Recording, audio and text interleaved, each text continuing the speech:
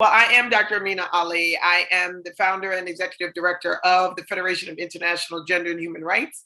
I am a Gulf War veteran. I am a mom of 5 beautiful daughters, and I head up a mission that helps with gender disparities, gender and human rights, and those that are afflicted by sexual and gender-based violence throughout the world. I work specifically with the Diaspora and work with women of indigenous, sovereign, stateless, landless, and refugees that are seeking stable societies in where they live. On the surface, we might have nothing much in common, but the moment we start listening to ourselves, it quickly becomes obvious how interconnected and relatable we truly are, even across different creeds, orientation, ethnicities, and professions. This is probably what separates us from other species on Earth, the power of storytelling. Now, if today, this very moment is all you have to share your story, what would you say?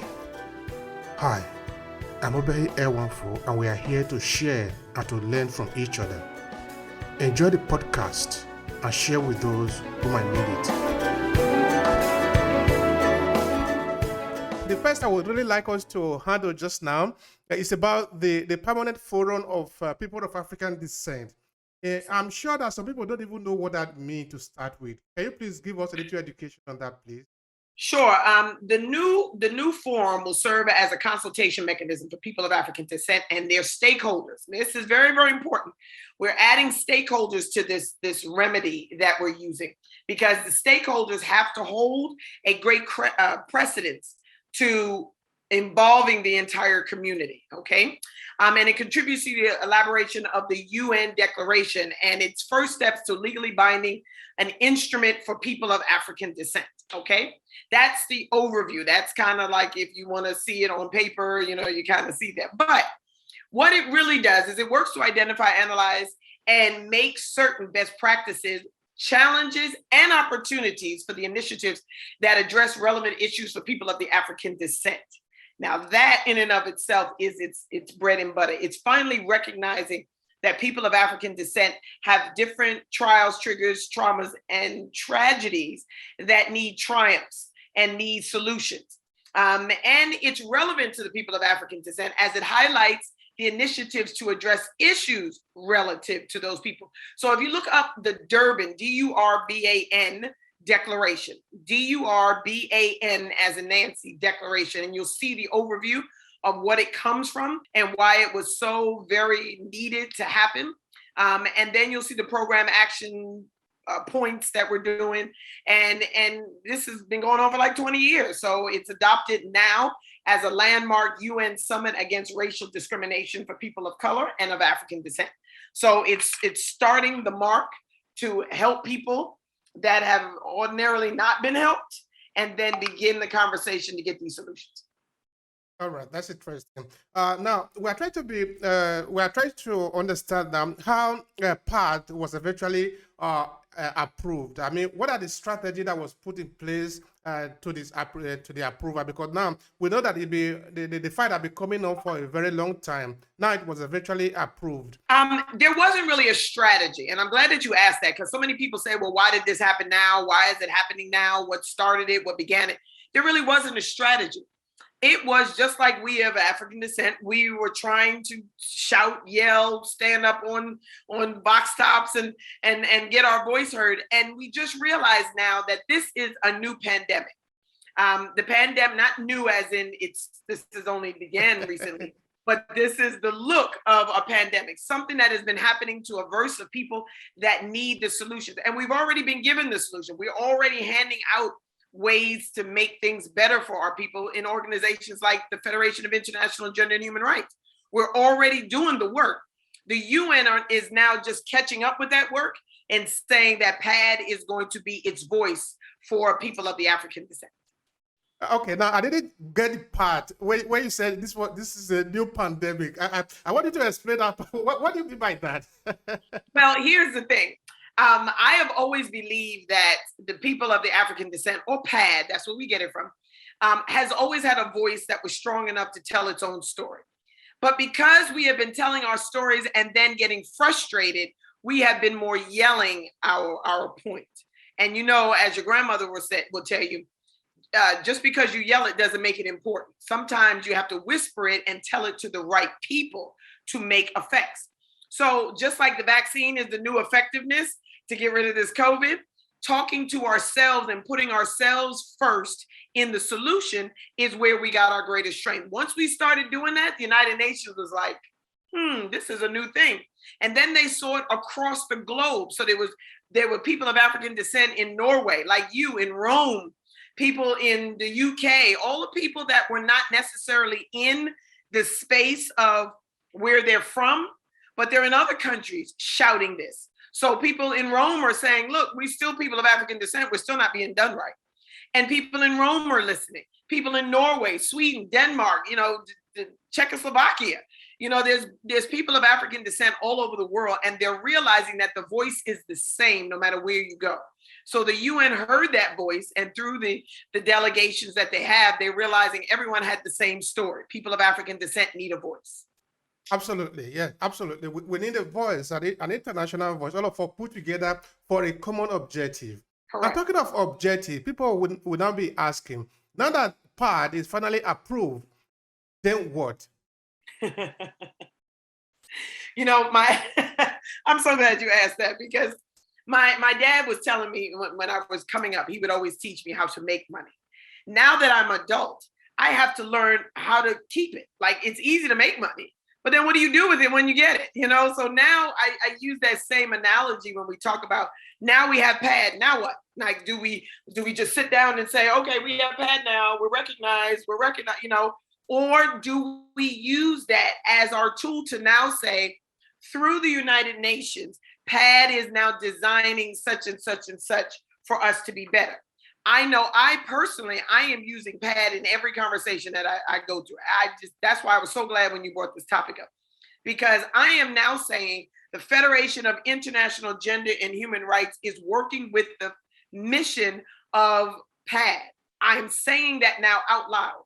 Before, I used to say I'm working with the mission of the United Nations. I don't say that anymore. I'm working with the Permanent Forum on People of African Descent. I am very specific in why I say that, because what I'm doing is adding credence to my work as it relates to what PAD is doing, and then what it is that the UN is subjugating through the work of PAD.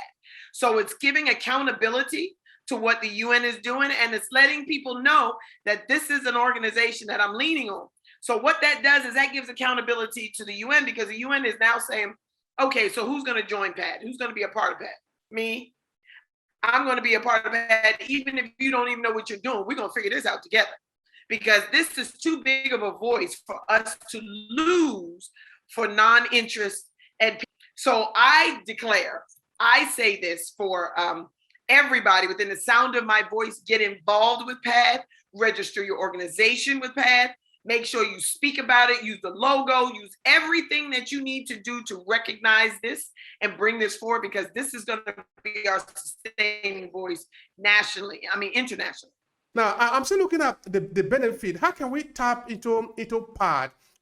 Like, for example, you were saying before, whether you are in Norway or you are in Italy or you are in Germany, you are in France, you are in China, it doesn't matter. All of us are working together for a common interest.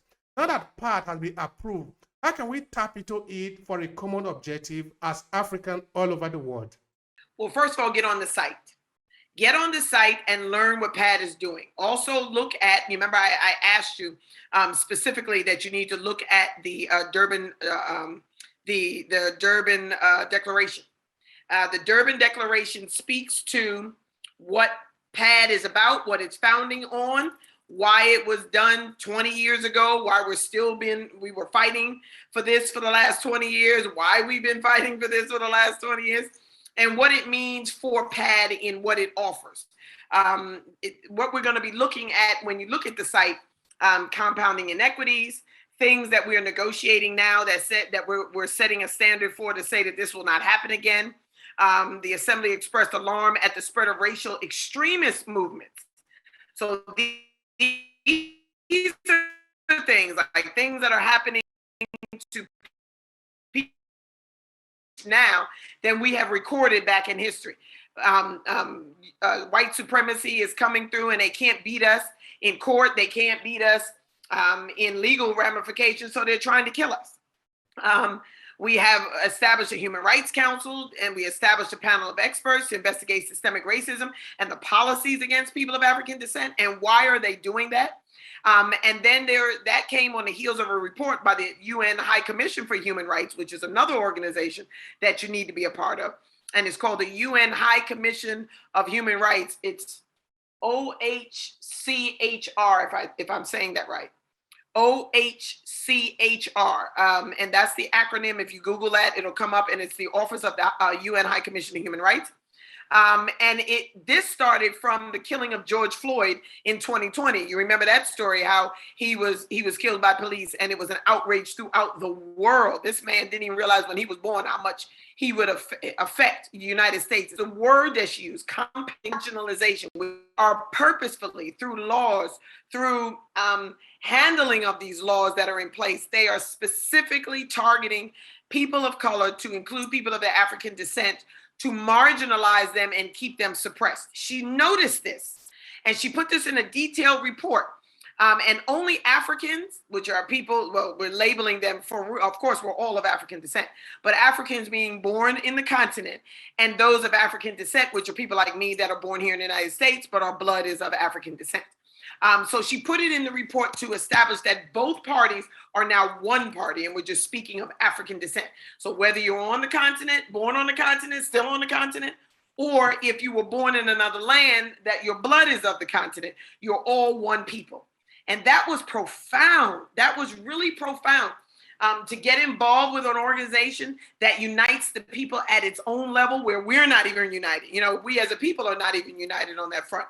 But she put that together to say that this is how we need to see them, people of African descent, because it encompasses all of us. So it automatically unifies us. It lets us know that no matter where you are, if you look like this, it's affecting you. It's relating to you. Powerful. So getting aboard on a mission like that, as well as I mentioned, the Office of the UN High Commission of Human Rights, allows us to be a unified voice. She already unified us in that statement to say people of African descent. PAD is people of African descent. So the organization is for all of us. So we need to get on board and begin to utilize this mission in our own denomination of what we're doing in our socio effect. And I want to believe, of course, as we are talking of people of African descent, we're also talking of people that are in Africa, no? Because, of course, yes, we are not only looking at the people in the diaspora. So I'm trying to see if there is a way that PAD can sort of influence the policy that we have in Africa. Because, for example, yesterday I was doing an important interview with an educationist in South Africa, and it was really very interesting because it was concentrating on education, how the kind of education that we have across the continent is not a happy issue. So, of course, there is this conversation that is going on, that the people of African descent that are outside of Africa have an impact, have a role to play in Africa, even though we are not directly there. So with opportunity like PAD, I'm trying to see, how do you see us influencing what is happening in Africa through the use of this sort of collaborating with the United Nations? This is powerful. This allows us to be a new voice in the United Nations. If we don't take advantage of this, and I'm going to say this for the record, if we don't take advantage of this and begin to use this in a way that better promotes us as a people, as well as promotes the mission of the people of the diaspora, shame on us. Shame on us. We have a voice now. We match and we get registered with PAD. We use the mission and the purpose of PAD to better and align us as a resource. And we will get into understanding what that means as a people, as a whole. And we use that to propel what it is that we're doing individually as NGOs. Powerful, powerful. The registration is the thing, because once you're registered, you're a part of it. Once you're a part of it, you can now use that in the inclination of what you're doing and your mission and your purpose. The NGOs are going to be amazing. They need voices, which is us. We need the platform of the UN to bolster us. So this is a win-win-win-win-win situation. But if we don't use it, I'm going to say this if we don't use this and we don't use this in the capacity that it was given to us to better ourselves, shame on us. And I say this for the record, and that's anybody from born in the continent, born in another country, of the diaspora, in the diaspora, or in the continent currently. If we don't use this, I'm going to come back on here and I'm going to shame all of us together.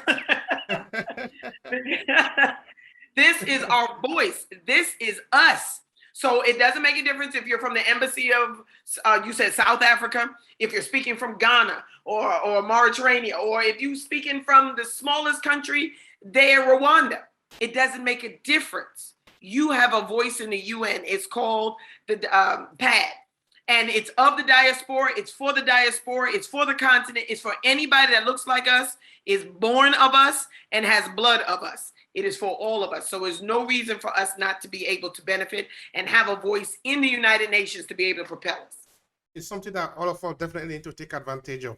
But when you were talking before, you made mention of the fact that even we are not united, no? Because of course that is something that a lot of people also have been talking about for a long time. Why do you think we are not united? We should be united, because if we are united, that is when we really do have the power. But what is stopping us from being united and fighting for a common front? You know, every time I get this question, I always go back to what we're doing in the African continent. If you look at the leaders in the African continent, for the most part, they're not even uniting their own people. You have tribalism, you have classism, you have people and look at Nigeria right now. I mean, the mess that is being made with leadership. And these are the people we elected. So we have to, it's an attack of a consciousness right now. We have to realize what we're saying. Even though there's a public party, there's a popular party, and everybody wants to be a part of the popular party when they're voting. What are you voting? You're not voting your conscience, you're voting your popularity. And your popularity is a disjointing effort. Disjointing means you're taking it apart. It's supposed to be a well-oiled machine that works together, but you're pulling the cogs apart and you're expecting it to run properly. No, because once you pull it apart, they're two separate entities. So there's no more of that unity. There's no more of that joining together and working together. It is two separate entities. So we're not unified as a people. So how can we have people ask people to respect us as a people if we're not unified together? So what we need to do is reestablish leadership. That's number one. We need to have a strategic plan, strategic programming to plan better in leadership. And then we need to have a unified voice. Just like PAD has unified us in the United Nations, we need to have a unified voice. I see often we're trying to have a unified dollar. You know, everyone in Africa normally vote. And they say that if we could ever get together and sit down at a table and say we want one currency for Africa, we would be a powerhouse in a month. Having one currency to like everybody in Africa have one certain dollar. Like, for example, we all go to the dollar system. So we use the US dollar as our currency for all of Africa. So from South Africa to Egypt, we use the dollar. Within 30 days, we would be a powerhouse because all of us would be trading that dollar across the globe. And we would be using that dollar, and we would be using it more because there's more people in Africa than there is in the United States. So we would be the powerhouse for the US dollar. And I'm using that as an example to show how the united piece would work in our favor. But when we look at us as a people, Ghana wants to be important one week, Nigeria wants to be powerful the next week, South Africa wants to be the voice the next week, and Egypt wants to say they're Egyptian, not African. So they're even pulling away from the African voice. So what we're seeing is everybody is not on one accord to be able to unify us. Even if we're unified under the dollar, the passport, you know, we're trying to get an African passport. If we can unify in one solid area of leadership, everybody getting together and saying, yes, we're going to do this one thing, even if it means gender equality, which is what I was hoping that unified front was going to be, that all countries agree that we need a gender equity protocol in place, that we're not hiring based on man or woman. We're going to hire across the board. We're going to hire equally. We're going to hire everybody that's a doctor the same rate, everybody that's a lawyer the same rate, everybody that's an engineer the same rate, regardless. As long as you have that degree, you're going to get this amount of money. And as long as we can do that and get together on one point, it will propel us into other points. But we're not even together on one point. Everybody wants to be the superpower. You know, we have the 5 superpowers: Ghana, Nigeria, South Africa, Ethiopia, and Egypt. These are the ones that encompass, that say that they set the tone for what we do in Africa. And if you notice, all of them are on the outskirts of Africa. So what we're not doing is we're externalizing all of our superpowers. We got Ghana, we got Nigeria, we got South Africa, we got Ethiopia, and then we got Egypt. And all of us are doing external things. We're not bringing the power into the country. We're not bringing our forces into the country. We're solidifying around the borders. So that's why the power is being kept around the borders.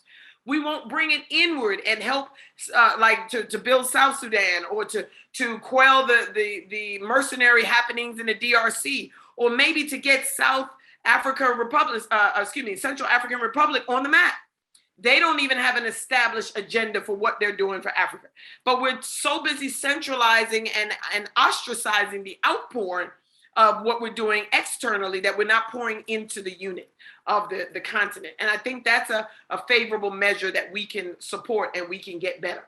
But I guess more to answer your question, we as a people have to agree. We have to agree that Nigeria is not better than Ghana, that South Africa is not better than Nigeria, that Ethiopia is not better than South Africa, that all of us have a stake in making Africa great again. And I actually have a young lady that's making hats. Remember how the U.S. had Make America Great? We're putting the A is now Africa instead of America. Make Africa great again. And we're going to be able to offer that as a motto going forward. Make Africa great again. Do the things we need to do to make Africa great again. Sacrifice. Make a return on your investment to be in your children or your grandchildren. But do the work now to unify us. The UN has done its part. Now it's up to us. Absolutely. There is a stake for each and every one of us. There is no single African who can say I have no responsibility in trying to shape Africa or take your work for it, make Africa great again. It's a project. It's a project that all of us need to definitely put dirt in our hand in it. We need to really go to the side and dirt in our hand in working on it every day until it's achieved. Until it is achieved, yeah. Until it is achieved, we are going to dirty our hand on it. You see, but now I was reflecting on something, because I said that was the last question I was going to ask you before we move to FIGHR, because I really have a lot of things to ask you about that. But since you were explaining something that had to do with Pan-Africanism, African idea, sort of having a unified country, $1, things like that. I remember I was arguing with a friend one time. He was telling me, but it's not even possible. It's not feasible. It's not practical. It cannot be done to have Africa as one country, have one currency, have one government, something like that. I don't know if it was only him that is thinking like that, or what do you think about that? Well, it is on the $1 discussion. Right. As I mentioned, I use the dollar as the example. It is possible to have one currency. Here's why I say this. The continent of Africa has broken up into countries intentionally. And some countries even have states in them, like Nigeria. But here's where I say that the denomination can be had. We are all of that continent. Just like, what's the word I want to use? Just like the continent of North America, there is a strategy with Canada, of course, the country of the United States, and then South America,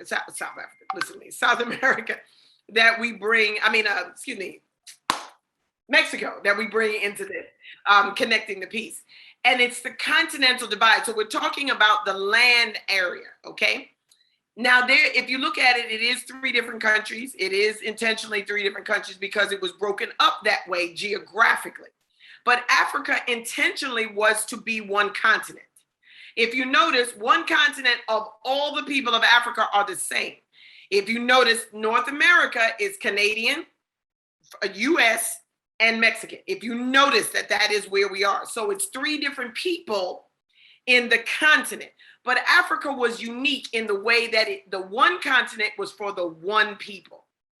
This is where we have to develop the understanding of this. We're so busy seeing it as, because it's different countries, just like other countries have different denominations. Africa has it. No, Africa was designed and intended for one people. We're just living in different countries because the governments have, geographically scaled the country in certain parameters. Ghana is here, Nigeria is here, Ethiopia is here.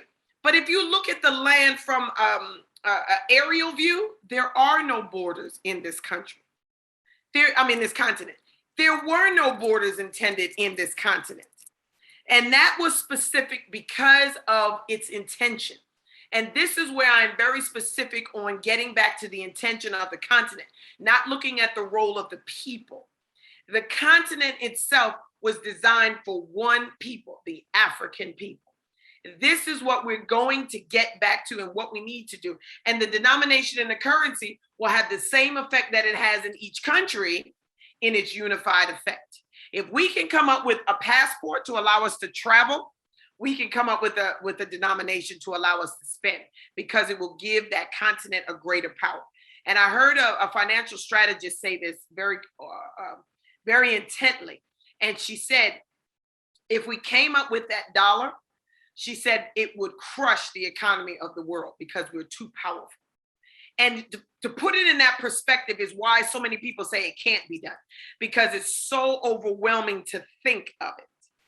It is so overwhelming to know that the African continent alone and all its territories would have one currency that is revolving throughout the entire continent.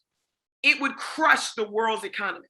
That's why it's so overwhelming and it's so big to even conceptualize that it will probably remain thematic for the next livelihood. Our grandchildren would probably be still having this discussion. Why? Because it's so big. We would literally be a superpower and there wouldn't be anybody that could compete with us. That's why, and it intimidates us as people of African descent. That's how much power we have. But if we can focus that and centralize that in an economy, nobody could touch us. Nobody. Everybody would want to be African overnight. Just they wouldn't be able to touch us. They couldn't, because the money would change. Just think of how much money changes hands within the continent right now in its own denomination. Could you imagine one bill going from South Africa to Egypt, going from Ethiopia to Ghana in the same flow of money? It would just get. It's over. It's over. I don't even have the words to describe it. It's just. I can feel it. I can feel it, sister. That is it. That is the energy. That is the energy. That is the energy that all of us need to be able to power this right. Machine, this big machine that we have, Africa. That is our mother. That is our motherland. Yes. And that is nothing anybody can do about it. They can crush it. They can do whatever they like, but that is our home. We have a home. Yes. All right. Now, in terms of collaboration, talking of PAD and all other organizations of African in the diaspora, and today we have this fire. I want to call it really, it's burning fire. So tell us about it. Tell us about it. Tell us something about this fire. The Federation of International Gender and Human Rights is this burning blaze that we call FIGHR. It is a geopolitical gender lens competency that is a humanitarian effort for the eradication, hear my words, of the disparities and inequities of gender and human rights. It is a think tank. It's an intelligentsia. It is a powerhouse of solutions. I'll say that again. It is a powerhouse of solutions. We don't look to the problem. We look for solutions. We don't even see the problem long enough to even say it before we're sitting down thinking about a solution. And this is intentional. So many people just want to get on talk shows and they want to talk about the problem. Oh, we have a race problem. Oh, we have a gender problem. Oh, we have a human rights problem. Oh, we have people that are displaced. And even now with this thing in Guinea, there's so many people that are seeking, we hear about the coup, but we don't hear about the people that are seeking safe grounds. Look at what happened in Haiti or what people call Haiti. They're still trying to seek refuge and trying to establish their country now. We don't hear that. We hear the political stance. We don't listen to all of the noise. We see people that have situations and problems, and we go straight to the solution. What should we do? We garner the people that are closest to the problem because we know they're closest to the solution, and we listen. What do you have to say? What is it that's on your mind, and what is it that we need to hear so that we can give you help? And it's not even that we're helping you. We are being a part of the solution with you. We're listening to what you have to say. And then we are acting on what we have, our talents, gifts, and abilities, and being a subsidy driven organization, we're going to give that to you. So if we have access to it, you're going to have it. We work with IDPs, which is internally displaced persons. These are people that, if let's say in Ethiopia, which is where it started, we had people in one area that couldn't go back to their homeland because of war, strife, and famine. And they were displaced in another part of Ethiopia that wasn't their homeland. Now they're still in their land of birth, but they're in another area. They're in an area that's strange to them. That would be like someone going out of the very northern region of Nigeria and having to live in Lagos. And it's like, yeah, I know about it, but I've never lived there. So what do you do? How do you do it? How do you get a job? How do you do this? How do you do whatever we do in Lagos? And it speaks to learning what it is that we need to learn in the same land that we're in. Now there are externally displaced persons. These EDPs are taken out of their country and put into another land.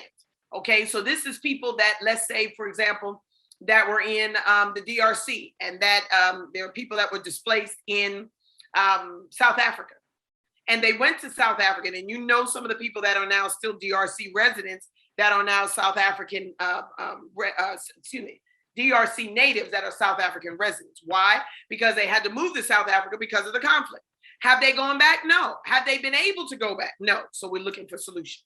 You have a right to go back to your land. We need to find those solutions. If we don't find the solutions, we're not doing what we're supposed to do.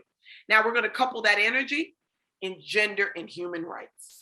And we're going to use everything that we can use and every way we can utilize as a solution to get this rectified. So we're using PAD now that we have it. We were using the High Commission on Human Rights, which is where we started.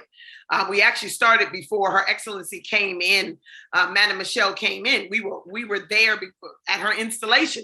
So we saw this feminine voice. We saw this woman come in here to know that we were going to have a voice for women and be able to lower the inequities. We knew she wasn't going to solve it, but her voice in what her plan was, and all of us working together, the bar has lowered greatly. Now, why do we look for people in power like that? Because we know they are the voice. Now, the voice, in order to have the voice, there has to be air behind it, just like in the human anatomy. You cannot speak if there is not air passing your vocal cords in order to be heard. So she is the vocal cords, we are the air.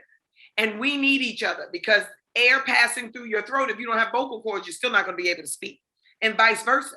If there's vocal cords with no air, you're not going to be able to speak. So we're using that to couple the voice now. So what you hear now is a combination of what we do as a solution and what her plan is as the leader to this effort. And this is what we are empowering forward. Now, do we need someone to stand there and be our leader? No, because we're suffering in and of ourselves. We are our own leader. But she is the person that is going to direct what it is that we need, just like PAD is going to be the directive to get what we need, the resource that we need to empower our voice even further. So FIGHR works on that same initiative. That's why we're so proud of PAD, because now it is a peer ally. We now have something that we can lean on. Before we were, we were helping Madam such and such do this, and we were helping the country do this. And now we have a mission for the people, because that's who we work for. Now we have a mission for the cause, because that's what we work in. And now we have PAD that says that if we go through them, everybody is going to get helped. And that is our purpose. So we use agencies like this as our platform, but FIGHR in and of itself is that vessel. We are that voice, and we're going to be heard. We're going to be heard. Please record that twice. We are going to be heard, because FIGHR is going to be the catalyst. That's going to be the household word that allows what it is that we're doing as we call it the little guy. We're going to be the little guy's voice. We're going to be the underdog's voice. We're going to be the people that don't have a voice in the Goliath firms, such as the United Nations. We're going to be that voice, and we're going to whisper until we get our base, and then we're going to shout, and then we're going to put a megaphone, and then we're going to be the voice, the only voice that you hear, because this is where we're going to be heading with the solutions that we have. Absolutely. I like that. In fact, when you were talking, there's something that stuck in my head, no? It had to do with the fact that you guys see solution instead of the problem. Where many other persons are just out there advertising the problem, you are here trying to find a solution. I'm interested. How did you come out with that kind of philosophy? What is behind it? Why instead of just like every other person, you are concentrating on the solution? It started almost 30 years ago. I was pregnant, and I was in newness of being a doctor. And I wasn't even in it 5 years, and I got pregnant. And I was like going along thinking, oh, being a doctor and doing what I do, I was like getting ready to have a baby. So I was planning my exit. I was like planning to say goodbye because I had to take care of this baby. And then I realized it's my husband's baby too, right? Yeah. So why is he able to stay at work and I have to leave? I'm the one having the baby, but I have to choose between having the baby and leaving my profession to take care of the baby? What? Oh no, wait a minute, time out, wait, hold on. So that started me understanding that not only do I need time off, but I need to come back, and I need to be able to come back at full capacity doing the work that I do. So of course, legislation was coming along, and it was allowing us to see what it is that was happening, what we were doing, what women were doing, and how we were beginning this thing. Now, I'm not saying I'm the one that started the voice, but I sure did give a megaphone to it. There was a gender inequality that says that two people are having a baby, but one person has to now stop their goals, their mission, their purpose to have a baby and to take care of it because we are the first teachers. And the husband gets to go on and be rich and famous. And what happened? 90% of what we saw is men were seeing women not the way they saw them when they got married, and you hear it. Oh, you're not striving to be a professional. Like when we met, we had a goal and you're not meeting your goal because I'm taking care of your children. So no, I can't be a doctor right now. I can't be a lawyer right now, but I thought you were going to help me. Well, now they don't find us attractive anymore. So what do? They divorce us or they treat us bad. That was the advent of a lot of domestic violence because the men were beginning to resent the woman that they saw as this virile woman that was, going to take on City Hall and we were going to be this great lawyer. But now we're sitting at home and we're breastfeeding and we're cleaning up toys and we're making dinner and all of the stuff that was traditional women's roles, but what we were trying to promote as a role that we could have as women. So that started the movement. I needed to be just as strong as I was before this baby as I am after this baby. So it was a personal passion. Then I got with corporate America and I started seeing other women having the same plight. And we were like, no, this is not going to happen. So we got more people on board. Then the United Nations said, okay, we're going to have an SDG 5. That's gender equality. We were like, yes, we got it. We took off with that. I was using that logo from day one. I even had to get permission because I was using it so much. I had to get permission to use that little logo for SDG 5. I was wearing red every day and everything had to have red in it to SDG 5 because I wanted that to be the global thing. And I lost focus on FIGHR because I was so busy trying to use the UN platform as my voice. And I had an elder come to me and she said, Dr. Ameena, are you promoting the UN or are you promoting the cause of women? I said, you're right. Thank you. She said, and this is what seeded this. She said, you need to be the solution for women, not the promotion for the UN. Done. That was all I needed to hear. And it was like a light switch went on. And it was taking me into a whole nother realm, focus on the women, focus on them. So women were coming. They were coming anyway, but I was promoting the UN. So now they were coming in. I was like, okay, sis, how can I help you? And I was saying it in that, how can I help you? And then she told her story. And then I picked out pieces of her story. I said, we could do this, we could do that, we could do this, we could do that. And that became programs. So now she was helped, but anybody else that had that same problem, now they were helped. So then we had domestic violence programs and we had intimate partner violence programs.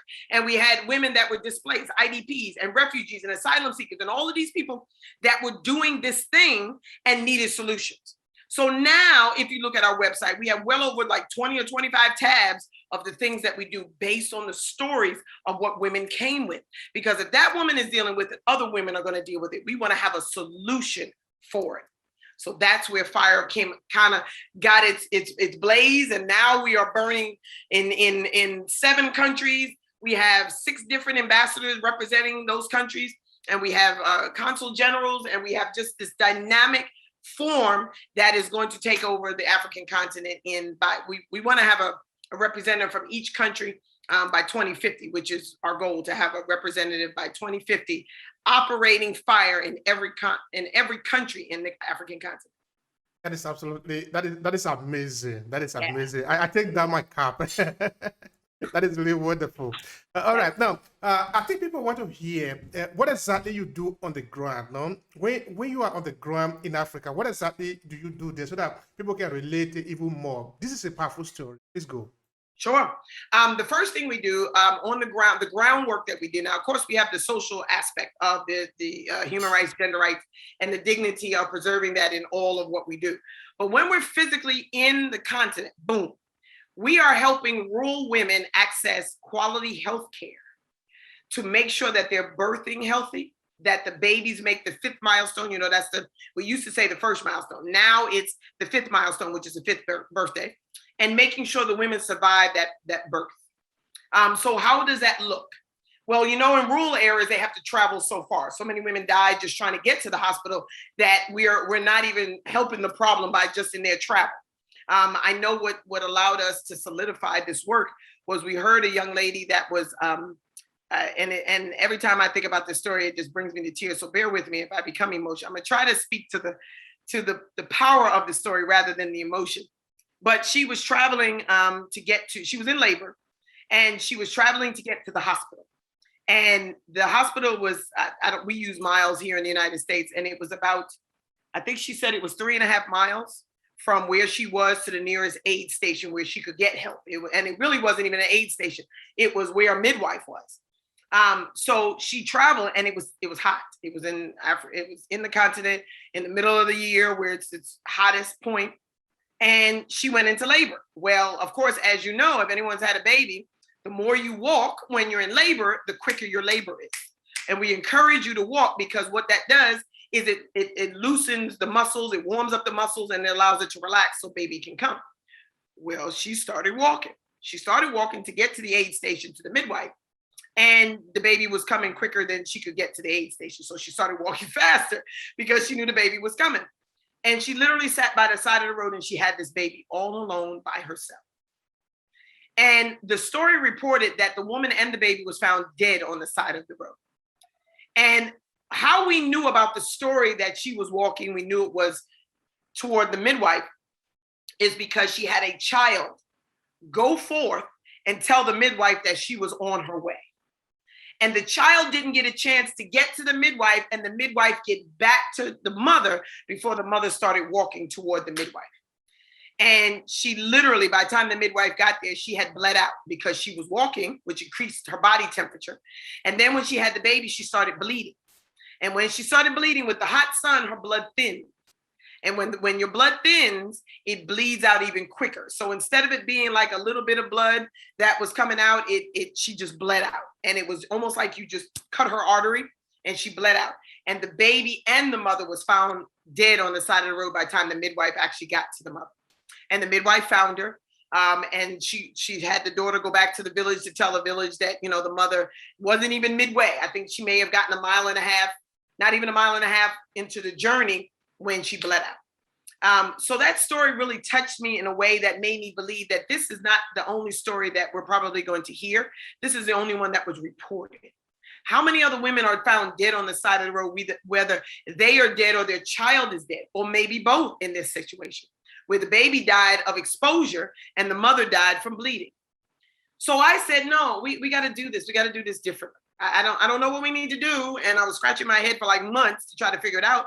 But what came to mind is we need to have a aid station right there where a midwife can live there, or a midwife from the village who lives there, who is in charge of this aid station, that can at least get the mother the care. Now, we also want to talk about, you know, emergency care. Like in this case, maybe she has to have a C-section. Maybe she has to have, she's diabetic, or maybe she has hypertension, or something that would cause a medical need for a doctor or someone. So we're going to incorporate that in the treatment of what this woman is dealing with. So what that came of is the maternal care center. So when we put our first one down, we said that we were going to do this for the women of the rural areas first. We're not going to put it in the middle of Abuja. We're going to put it in North Nigeria, where they probably don't have a hospital for 20 miles of each other. And we're going to put it in that small little area, and we're going to put it in that town so that they will have it and they will stabilize and then be able to move to the hospital. But we don't have to lose a life. This was the important thing. We don't want to lose a life. We don't ever want to get to the point where another mother has to die giving birth, which is something so natural and something we did so well all these years. That's how all of us got here. A mom having a baby and living past it, or at least the baby living past it. So we want to see that, and we want to make sure mommy and baby comes here safely. So the groundwork is establishing these maternal care centers. And right now, between now and 2022, we have 12, two per month, but we have 12 countries that are going to get maternal care centers between now and 2022. So this is going to be an amazing, amazing next 18 months, 2 years that we're going to put forth the effort. And we're going to be putting this forward by means of grants and private money and personal money. And we're just going to get this done. And we have more people coming. Thank you. Thank you for the work that you guys are doing. This is really, it's touching, especially in the case of the woman. Yeah, it happens, and not one, not two. Yeah. So thank you for the effort. It is really important. All right, now, what is the reaction of the people that are see what you guys are doing? What do they say? What do you hear? The good or the bad? Both. Well, I always like to start with good news. The good news is always that keep going. That's the theme that is going through the majority. I would say 80% of people that come forward, they either want to be a part of it or they want to support the cause to keep it going. So it's the keeping it going piece that we are so proud to report. The 10% of it, or I talked about 80%, so there's 20% left. 10% of the bad, which is the 20% we're talking about, 10% of the bad is they want to duplicate. And what I'm noticing now is there's quite a few companies, organizations, NGOs that are duplicating exactly what we do and renaming it something else, trying to get the credit. Recently, our securities team, we have a securities team now that tuples confidentiality, NDA breaches. Now we're looking at trademark infringements. How one organization literally was brought to my attention that literally copied everything we did word for word and just put different pictures up there. And they call themselves some international entity out of West Africa. We're just going to put West Africa. We're not going to label the country. But they wanted to market an NGO that was in West Africa. And it lit almost word for word, almost to the point where I think they changed my name and they changed the name of the organization. But everything else was word for word what we did. They took out my face and put somebody else's face. And I found out that that was a face actually they got off of the internet. Because when you go to look at the research, the face came up to be somebody totally different than the name that they put in the founder's block. And they did this trying to be the new face of gender and human rights. So that's 10% of they say imitation is the most sincere form of flattery, except when you're trying to garner money in our respects. So that was different. Then the other 10% are just haters. They're just people that come along and they say, oh, how dare you think you can do this? How dare you think this can happen? And who are you to go in all these countries and do this? And who's backing you? And is this legal? And all that, and it's just like, wow, you're not doing it. You're not even posing a way to do it. You're not putting money to do it. You're not even trying to help another organization do it, but you're complaining about what I'm doing? Really? If that doesn't scream the definition of a hater, I don't know what does. But just like one of my girlfriends told me last week, she said, Dr. Ameena, if you don't have haters, you're not doing something right. Yeah. And when she said it, it was like, wow, I never thought of it that way. She said, yeah, if you don't have haters, that means that whatever it is that you're doing is not functionally right. So I had to look at it in that sense that people are going to come because that's their job. Their job is to hate on us so that we can be better. Because if the definition of a hater is that they only come when you're doing something right, then we need more haters. We need more people to come along and say, Dr. Ameena, what are you doing? How are you doing this? What's going on? Because that means that we're continuously doing the thing that the people need, desire, and trust. When people are replicating what you're doing, they see the power in what you're doing and they want it for themselves. Even if it is to create a criminal enterprise, they're still using your model to do that because they see the power in its potential. Thank you, but no thank you. So I have to take the good with the bad. I love the good because that lets me know that people want to be a part. I get emails every single day, literally every single day. Dr. Ameena, how can I be a part of FIGHR? How can I join? What can I do? How can I be a part? We have an organization that does this. We want to be a part of FIGHR. I even had a young lady come on and say, would you co-sponsor us in an event? Because we want to use FIGHR's power to promote our event. I was like, wow, we've never had that asked. Can we use your logo in our event so that we can, get people to join? Wow, that's never happened to me. That's never happened for people to ask me, can we use your logo so that people can come aboard and trust our organization? Wow. So that leads me to believe that this is a powerful force. This is not me. You notice I'm not saying me, I did this. I'm saying we, because it's all about the us. This is that unification that I'm talking about, why I'm behind Pat, because we have to be an us in this. There has to be someone that takes responsibility and accountability, especially if something goes wrong. Put my face there because I hold responsibility to anything for FIGHR. But what I'm not going to do is I'm not going to stop because someone is uncomfortable or because I'm doing something that I'm cornering the market in that, and now they want a piece of that monopoly. I'm not going to stop because someone is saying, well, what does this woman think she can do? I'm not going to stop because they're saying, oh, well, she's not an actual ambassador to the United Nations. So how is she formulating herself as an ambassador? Because I'm part of the delegation. And if you don't see the power in what it is that you are, no one else will. I am an emissary in my own fact because I have the organization that has been put together, that is sovereign in its own right and has been accepted by my country.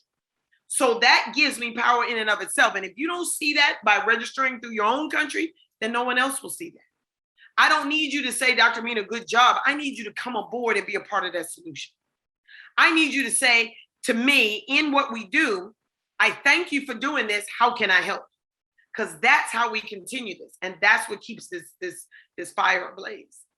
Absolutely. Absolutely. And I also want to believe what your friend was saying, that you are going to have to, of course, expect that some people are going to just come out and begin to say all sorts of nonsense, no?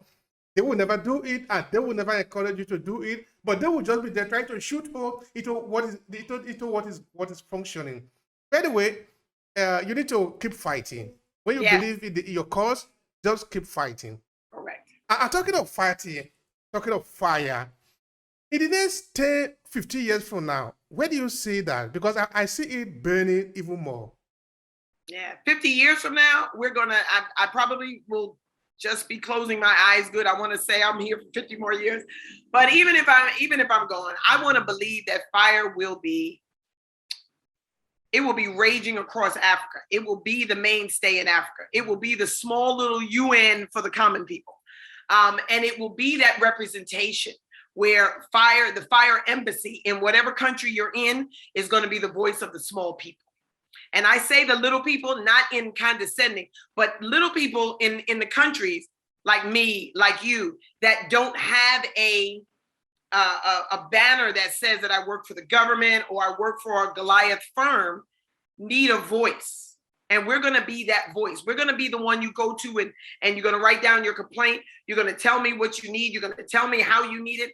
And we're going to fight for you. And then we're going to use that as the platform to propel protocol, programs, events, and things that the Goliath firms need to see. We're going to be an aspect of PAD that when you go to PAD, you're going to say PAD or FIGHR. You're going to say, I went to PAD, now I'm going to come to you. Yes, thank you very much. Or I went to FIGHR now, and I'm going to tell you, go to PAD and say this there. Because if you got two people talking, it's going to blaze it even bigger. And then I'm going to tell you to go to the Human Rights Commission. And then I'm going to tell you to go and keep that going.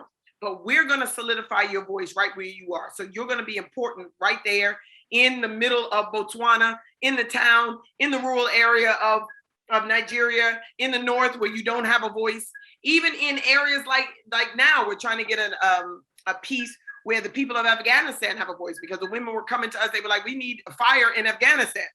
And I said, wow, I didn't even think about that. Until this little thing about Afghanistan happened, I didn't even think that there were voices like that are needed in Afghanistan. So we're looking into that, but 50 years from now, there's going to be a FIGHR in Afghanistan. There's going to be one in Pakistan.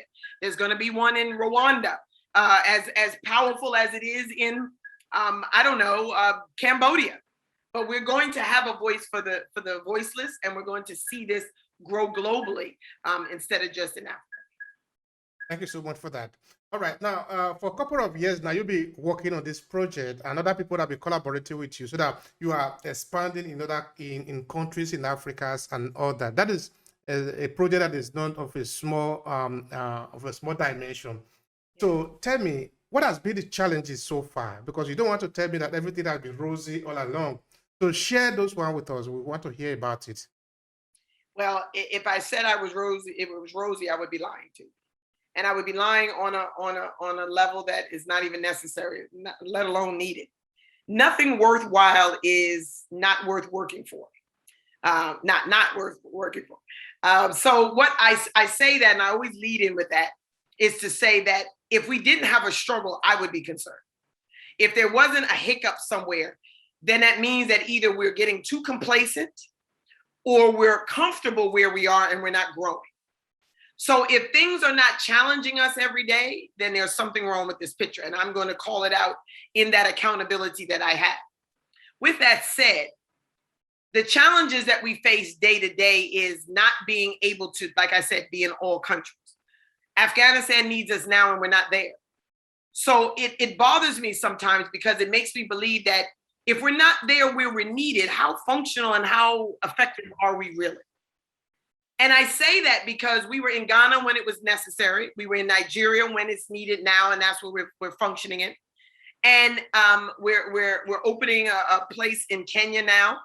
We're looking at a few people for that position, and for East Africa. And then we're going to be looking at South Africa because we need a voice there.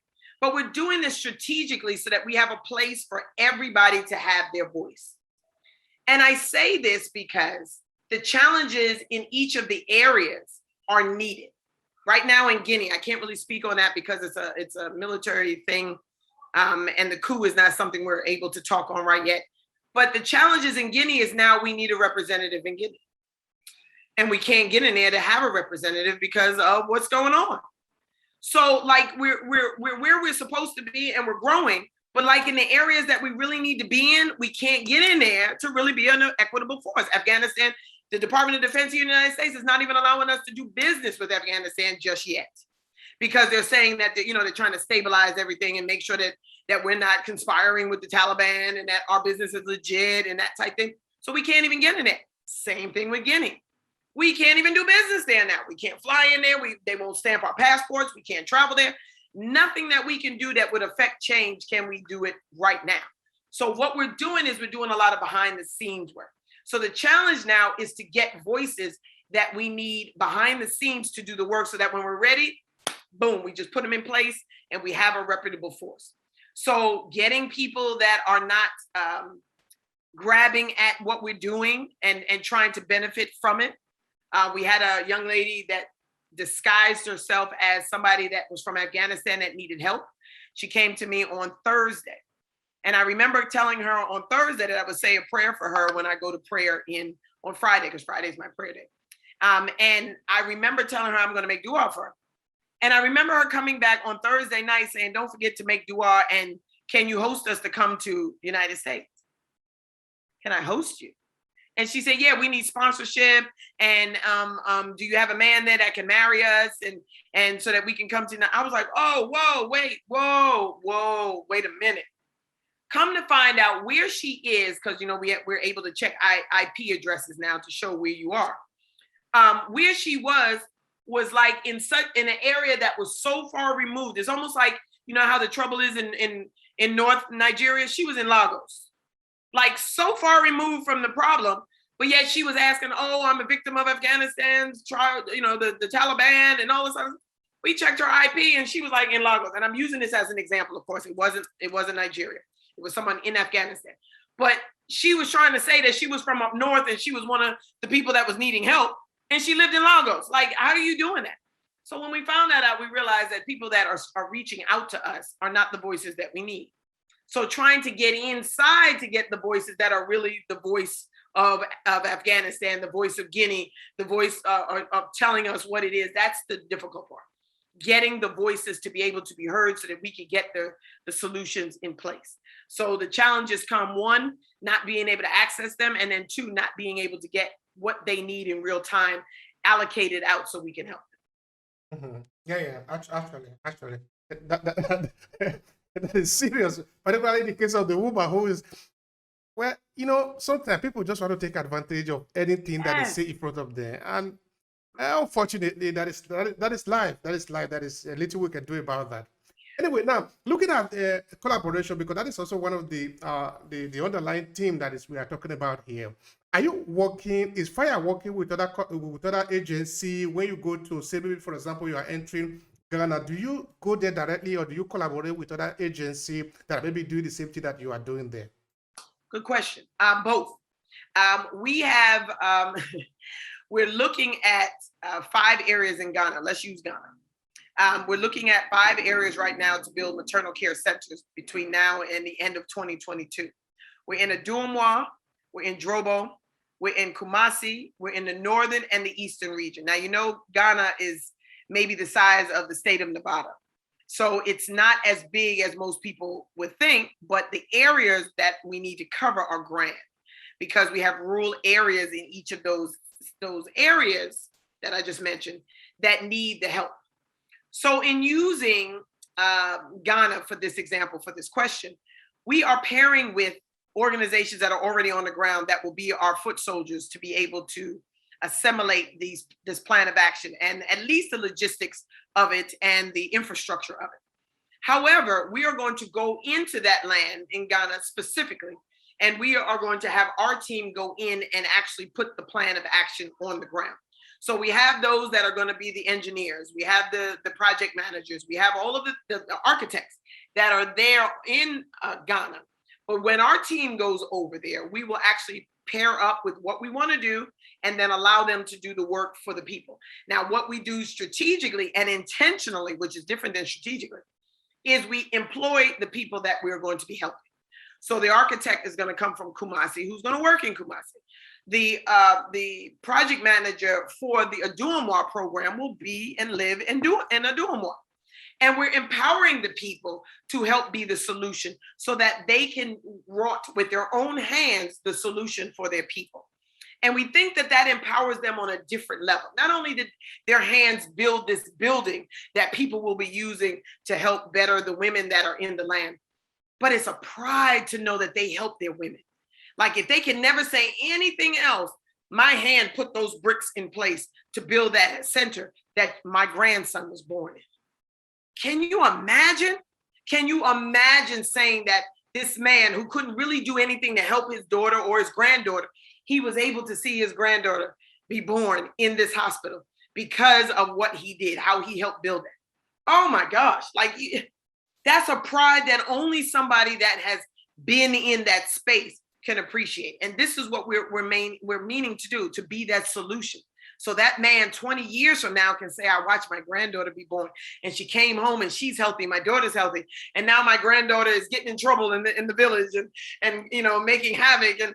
But your granddaughter is alive to do that. Oh my gosh, like that is such the goal for us, to be able to have people of that area do for their own and then be able to reap the benefits long term. Oh my God, you talk about a goal, like that is win-win-win. Even if I'm not here, if I return to my Lord tomorrow, that is going to be something that I just can't be happy enough for.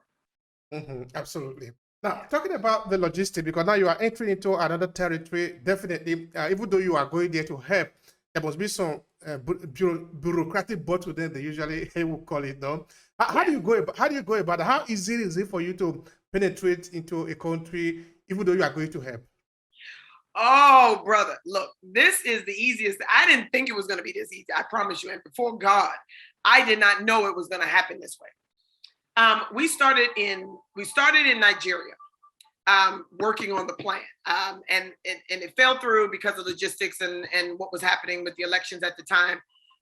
We were going to South Sudan because then is when they were becoming a country, and they were wanting. This was like what was it, 2011? They became a country.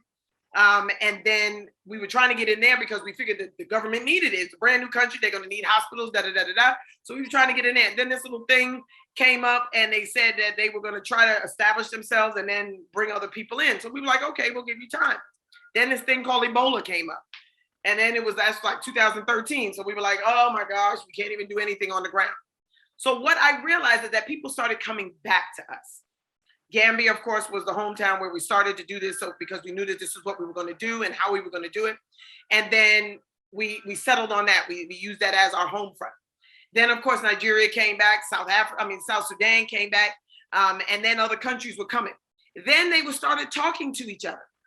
A young lady that was in South Sudan, who was from South Africa, brought the thing to Lesotho, which is a country in South Africa.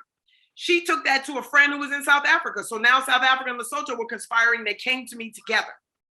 Then Ghana came to me because they heard about what was happening in Nigeria.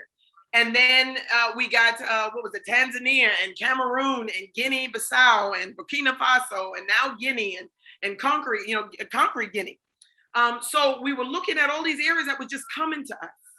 So we saw they always said word of mouth is the most effective marketing. Yes. That is so true. Countries were talking to each other. People in different countries who were connected to the government were talking to people in the government and saying, FIGHR is doing this. And they were coming. Wallahi, there was such a infiltration that it bogged my mind. We had like 10 and 12 countries we had to schedule interviews for. And then we got letters coming in, like, we want to invite you there. We want to, because everyone wanted to be, everyone wanted to be the first one. So instead of coming for a meeting, no, we're just going to invite you. We'll meet you when you get here, and they didn't even want to do a meeting. They just wanted to bring us on. So it was like a funny thing that we were looking at, like, we had like 4 letters and 6 Zoom calls. And we just saw it as a great benevolence that we were able to help and unify and solidify in the country. And we knew that, I'm sorry, I apologize. The prayer's coming in. I apologize. I didn't even realize that you can hear it, and I apologize. Okay. But the understanding was that they were coming in, and they were coming in droves. And this was such a phenomenal, I can't turn it off, sorry. But this is such a phenomenal thing that was happening to us that we realized that this is how we needed to continue. We needed to keep doing what we're doing, and people will come. We have a movie here in the United States called Field of Dreams. Mm-hmm. And the motto of that movie was, if you build it, they will come. And we realized that this was our field of dreams, and it literally is. So that's how we coin it now. We stole that from the movie, but we say this is our new field of dreams.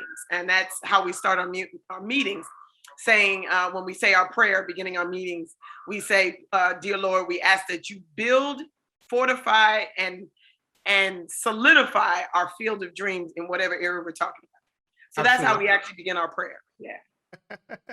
So you're about to start the prayer right now? Well, prayer has come in. We have until the next prayer to make it. But you can ask me a few more questions before I. Yeah, actually, because I told you I was going to ask you a lot of questions. In fact, I have a few more to ask. Anyway, I will set you free shortly, so you can go to do your prayer. I don't want to. That's what I'm saying. I mean, you don't have to. You don't rush to go to prayer anyway. You rush to make the prayer. So the idea is that yes, you can do this. Finish what you're doing, and then go to prayer and make that your intention. So you can ask me a few more questions. All right, fine. I wanted to ask if it is, if within your plan, is there also the possibility of training the people that you meet on the ground so that you don't go home and then come back again to help them? Is there a possibility that where you get to, maybe for example, you are in Nigeria, the people that are working with you, you can train them to sort of continue the process? That is actually where I'm going. Yeah, that is actually what we're doing. The idea behind it is those that are working with us are going to be trained. We have sexual and gender-based violence programs. We have a fellowship that's 12 weeks long. It certifies you to teach what we teach teach what we do in the organization. We have programs for nursing students, new doctors, of course, for midwives. We do a collective of fellowships for those that are wanting to teach this on the ground. And then to solidify their education. We know everybody's not going to go to college, but they can be an effective tool in their community to be a change for women. So we have small microloan businesses that we do, where we give up to $1,000 to new businesses to be able to get them off the ground. Sometimes it's just enough to register their business. Sometimes it's enough to register their business and get them a brick and mortar or building so that they can begin to sell their wares. Or it can be something to help them with products and services that they already offer to the community for marketing and advertising and that type of thing. So we understand that the people in the community have to do something more than just dig dirt and build this building. There has to be an after plan. And the after plan is to empower, educate, and make entrepreneurs out of people that want to help. So yes, there is a before plan, a during plan, and an after plan that we put in place when we put organizations on the ground, so that everyone leaves better than what we brought them to. That is very important. Thank you very much for that. Now, another thing I also would like to know, I think also our audience would like to know, is about the finance. Because a project like this, of course, going into another country to execute a project, of course, it does require, I think, a lot of money. How do you go about it? How do you source for funds? Well, this is a public forum, so I have to be quite transparent. The first project I did completely out of pocket. Just putting it out there. That doesn't mean that I have people calling me up asking me for money, because I just said I did it out of pocket, so I pretty much don't have much left. But I had to do it out of pocket because it was a new thing. It was a brand new entity. No one knew about it. No one heard about it. No one wanted to finance it. No one wanted to support it even. I had to do it out of pocket. So I took a loss. Now, it's not saying the loss is where I have no more money and I'll never get any more money. As long as I'm living, I'm going to make money. So there is the recoup on that. But what I'm learning is to do things smarter now. Now that we have one project in place, why don't we have the flagship that has been built? We are now taking that and we're replicating it. Now we have entities in the government, non-government, private entities, venture capitalists. We even have entrepreneurs that are just giving money. We don't ask for, if you look at our site, we do not ask for donations. I'll say that again. If you look at our site, www.fighr.org, FIGHR.org. If you go to our site, our landing page tells you we do not solicit funds. We do not ask for money. We are not going to ask for money. So if anybody comes and said they're asking for money for FIGHR, just tell them Ameena said you're lying. So we don't ask for money. But what we do again is we are the precipitating factor for solutions. And people are seeing that we are a solution. So they're seeing what we have done in the past. They're seeing what has been done in the past. And they're saying, Dr. Ameena, we want you to do that here. So what they're saying is, we have a little bit of money and we need your help. Can you do this? Yes, absolutely. So when we put a business plan together and we say, FIGHR is going to put $2 to it, the country is going to put $2 to it, can we get an investment to get the other $2 to make it $6 to do this thing? And what we're finding is that people are saying yes. Oddly enough, we got NGOs that are pouring money in. People that get grants. I got a young lady a couple of weeks ago that got a grant, and she said, Dr. Ameena, I've always wanted to support FIGHR and didn't know how. I got a grant. I'm going to give you X amount of dollars just to keep going doing what you're doing. Thank you. Then there was another young lady that says, if you join me in a mission, whatever we make, we're going to split it 50-50. Thank you. So this is how finances are coming. And again, build it and they will come. So what I'm saying in this is sometimes you have to do the sacrifice in order to get the ROI. You have to build the thing out of pocket, out of faith. And the faith has to be greater than the fear. And I say this not to get religious, but you have to have more faith in God than fear in his creatures. You have to stop fearing that people are going to say no and believe that God is going to point you to the people that have the ability to say yes. And that's why I say my Lord never says no to me. He never says no. I don't believe that God says no in any faith. I believe he says yes, but not right now, or I have something better for you. So the yes is, okay, you want to do this? All right, let me send this person to help you out. That's the yes. If he says yes, but not right now, it's because there's still some education that you have to do. There's still some things you need to do to be able to do it right and to be able to do it so other people can support it. But if he says, I have something better, this is a whole other sermon. This is a whole Sunday set aside to talk about this.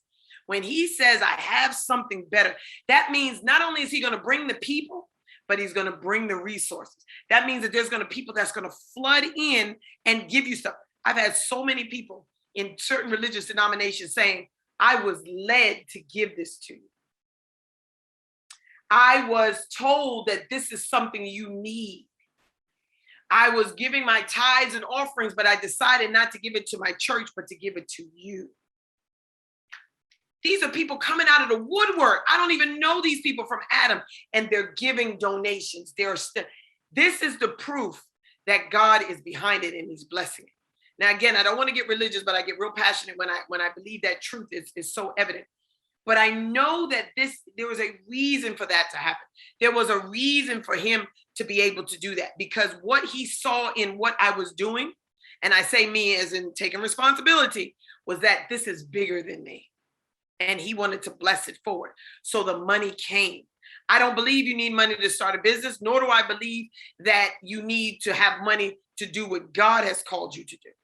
Because he never calls the qualified. He qualifies the called.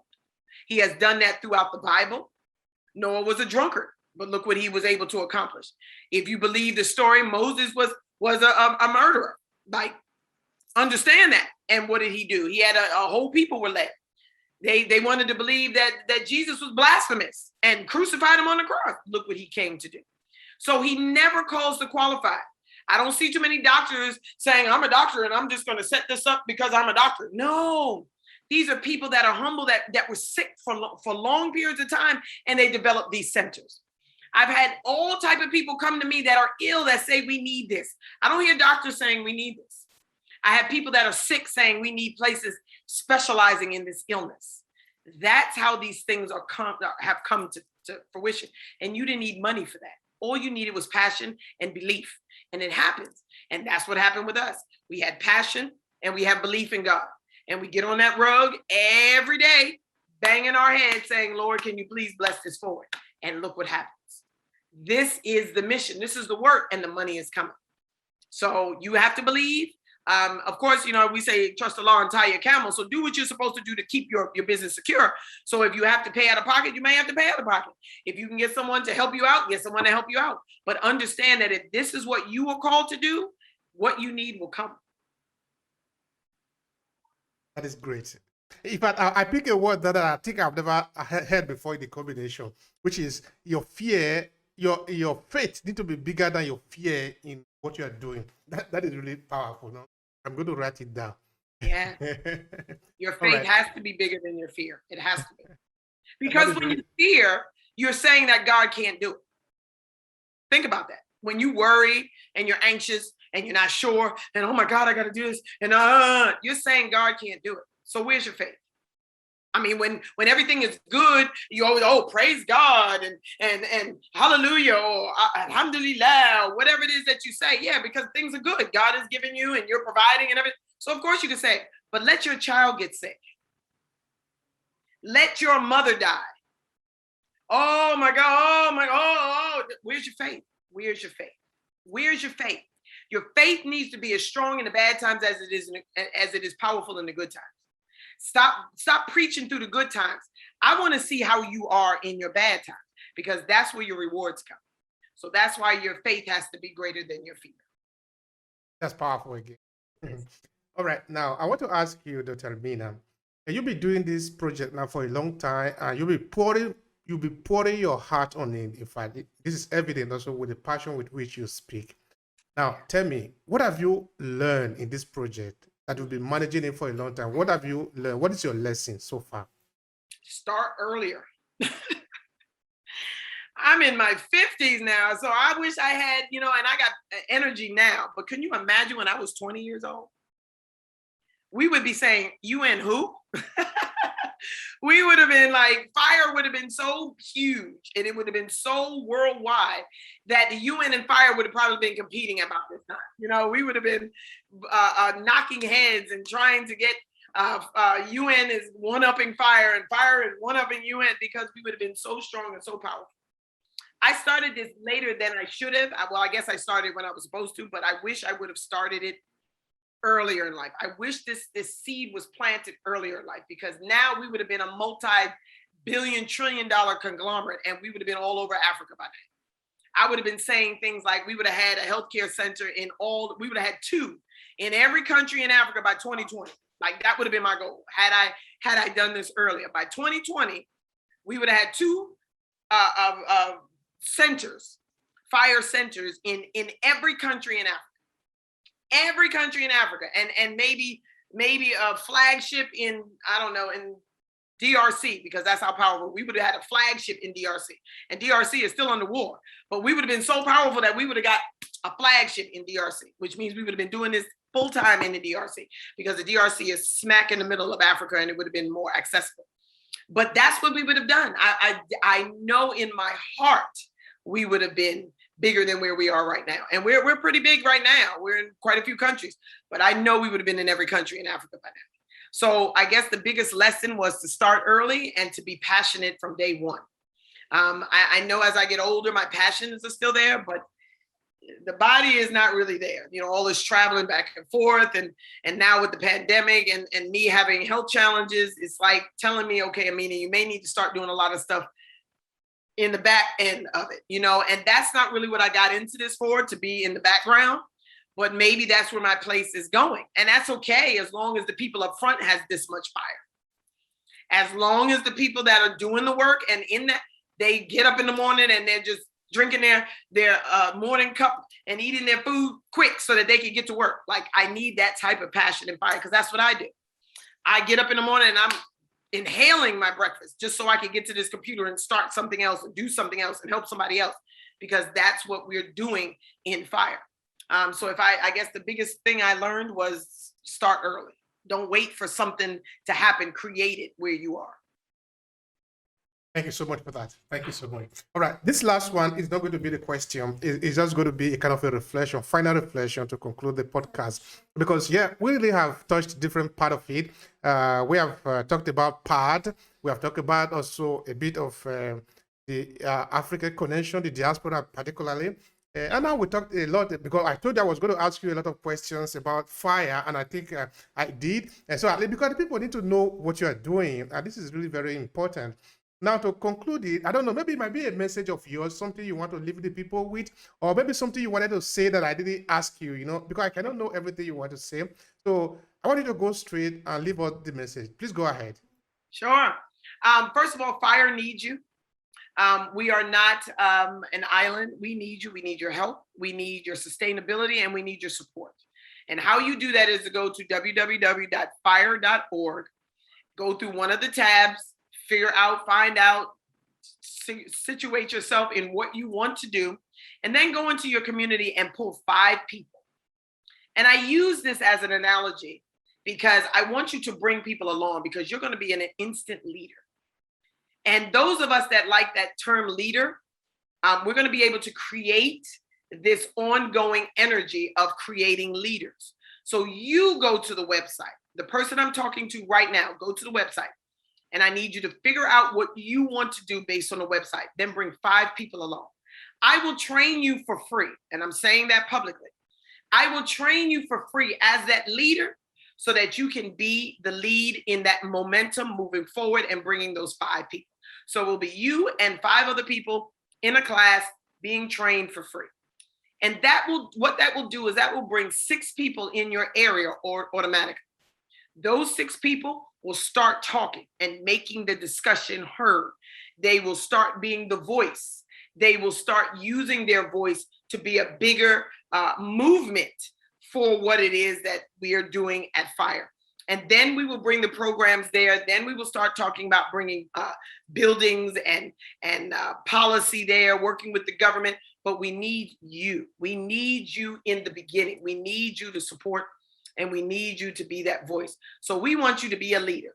And we want you to get on here and we want you to register for one of the courses, sign in. You know, you're going to go to whatever tab it is and then you register and you get your voice heard. And once you do that, you get trained, you go back to your country, and I want you to go crazy doing it, because this is how we're going to get the voice out. This is how we're going to be the solution for gender and human rights and allow the whole mass of people to be heard and to hear your voice as well as hear the mission of FIGHR. So that's what I want to give you as the nugget of help. Now, the nugget of wisdom is do it now. Don't wait till you graduate college. Don't wait till you become a doctor. Don't wait till you get that engineering degree. And don't wait until you get that office with your name on the door. Do it now. Go to your house of worship and talk to your pastor and tell him, look, I'd like to have an organization to speak to Dr. Ameena Ali on how this church can be a part of this mission. I want you to go to your mosque and speak to the elders in the mosque. And I want you to say, can you get on board and support me, helping me to get me a leadership position in FIGHR so that I can do this? If that means that you can help me to get 5 other people so that I can do this, can you help me?